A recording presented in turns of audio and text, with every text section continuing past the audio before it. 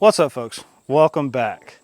Today we're going to talk about this Grace Ice and Water Shield that I'm standing on. This goes directly on top of your roof sheathing. What it is, it's a waterproof layer. It's essentially like a pool liner. It's a pretty thick rubber-ish layer with an adhesive back on it. I think it's an asphalt product, at least it smells like it is. But this is a pretty simple process. There's not a whole lot to it. That does not make it easy. It's a really, you just peel and stick and layer it down your roof. But what makes it difficult is the material. It's very sticky. If you get it stuck to itself, it's gonna screw up on you. It's really hard to get it back flat. And the application it's just tricky. You're dealing with long sheets, you're trying to stick them down straight. It's just not that easy, but it is simple. This stuff is, I think it's around $250 a roll. This stuff is required for the NOAA certification. This is kind of where their inspection on the roof stops. They inspect your framing and your dry-in and your rafters and your top sheathing. This goes directly on top of that sheathing, like I said. And after that, it's kind of up to you how you want to do your roof. What we're going to do, we're going to run some furring strips, some 1-inch thick lumber all the way down our roof in several strips, and then we're going to put our metal roofing on top of that. There's different things you can do with roofing. You can get crazy. You can add several layers of insulation and several different air gaps and things like that. The main idea here is just keeping the water out. We'll go ahead and roll into the installation portion and just show you how we got it done.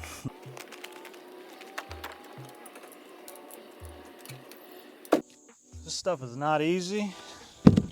It's heavy. And this is the second time, really third time, I'll be laying down this run. I just trashed my last roll, but I did miscalculate and accidentally bought too much. Blessings in disguise. This stuff has a ripcord right in the middle of it. There's nothing that makes it obvious. You just kind of have to peel back your paper and find it. It's right in the middle. You can see a tiny little line. And you're just going to pull that out. That will start ripping your paper. Start at one end, whoop, and roll to the other end. It's pretty simple in theory, but this stuff is just annoying. It's really, really sticky. If you get it stuck to itself, obviously my brain is not working that well today, but it's got this really sticky end here where it's designed to overlap. If that sticks to the sticky part under this, it's really tough to get it unstuck. Same with this part just taking a fold and sticking to itself. So be really careful not to do that. I'm trying this a different way than I did it last time in hopes that maybe I won't mess this piece up. But here we go. I'm going to give myself a little bit of overlap on my sides just so I can pin that down. I will come back with some staples and staple that on the side. And you've got some reference lines, so when you're making a long run, try to line up with something on those, with some of the geometry on your building, and that's going to help you keep it aligned just a little bit more. Not really critical right now, because you're going to unroll this whole piece before you pull off any of the backer, but food for thought. You're going to take your rip cord, just pull that with you while you unroll this thing, and this is kind of a whole new way of trying. Obviously your alignment doesn't matter too much until you start sticking it down. If you're over here close to the edge and you're not measuring anything, you're just laying it out by look, give yourself way more right here than you think you need to overhang the edge, because very first run, that's why it didn't work. Take your roll that's much smaller than it should be because you screwed up so many times, and you're going to lay it over. If you got too much excess hanging off, you can just cut that off. But trust me, that's better than cutting it too short. Now we're going to start trying to line this thing up a little bit. You get a little bit of play because this stuff's kind of flexible, but not much. If you've never felt it, it feels a lot like a pool liner. It's thick, it's rubbery. It is very, very sticky. Just going to start peeling this backing off of the top layer. This stuff has a tendency to tear and not come off whole. So just be careful and make sure you're getting all that off there. Obviously, if any backer's there, it's not going to stick to your house wherever the backing is. So just go slow, pull it at a low angle, and kind of just flatten it out as you go. You'll want to come back with a roller or something flat just to get this good and stuck to it. Pulling at both a low angle this way and a low angle this way is going to help that backer come off solid instead of tearing. Some of the rolls already have tears in them just from manufacturing. You're going to have a little bit of that to deal with, but try to minimize it. It's actually kind of fun. Talking to you guys while I'm doing this makes me feel like I have company. Don't get too far ahead of yourself before checking your alignment on whatever marks you're using to reference. Pull that up just a little bit. Anytime you make a tiny adjustment, you're gonna have a little wrinkle, but that's okay. You're gonna overlap. This stuff is good and waterproof. It's a really good product. It's just tough to apply, and that's nothing against them. I've just never done it. Done it once, but not enough to gain any experience. Shut up and speed this up for y'all.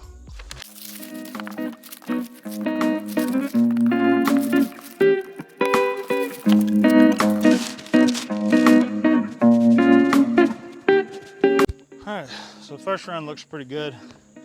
What I did last time that did not work, so don't do it twice, is first I just tried to pull that back layer from up here.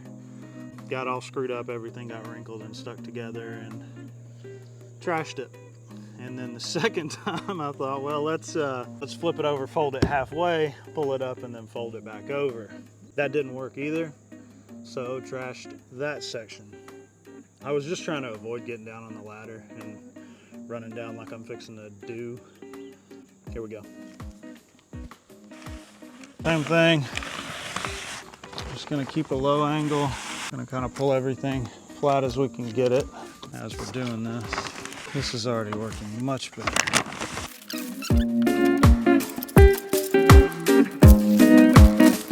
All right, well, that's my first big complaint about this stuff.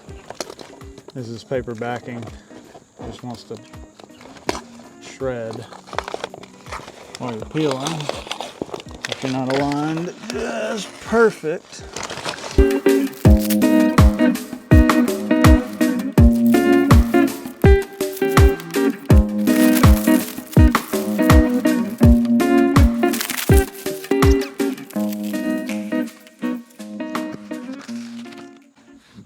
And just like that. It's that simple. Here's to the second run being much easier than the first. I'm gonna do it the same way. You want to overhang over your last roll. I think it said like 3.5 to 6 inches, but they've got some nice lines on there for you, so I'm just gonna use those.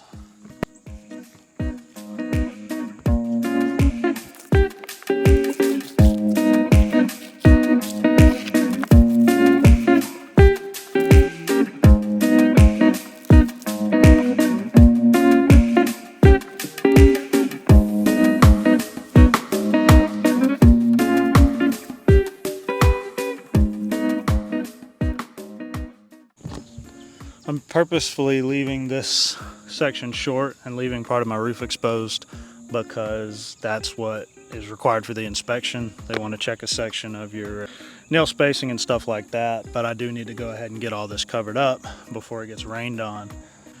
There you go.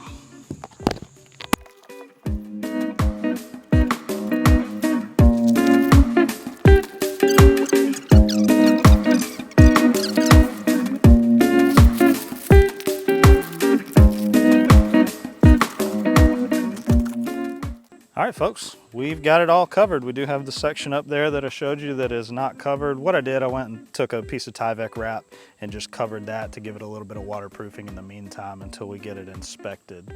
But I'm a lot happier with the way it went this time. You will get some wrinkles. It's just about impossible not to when you're trying to line up all these sheets right.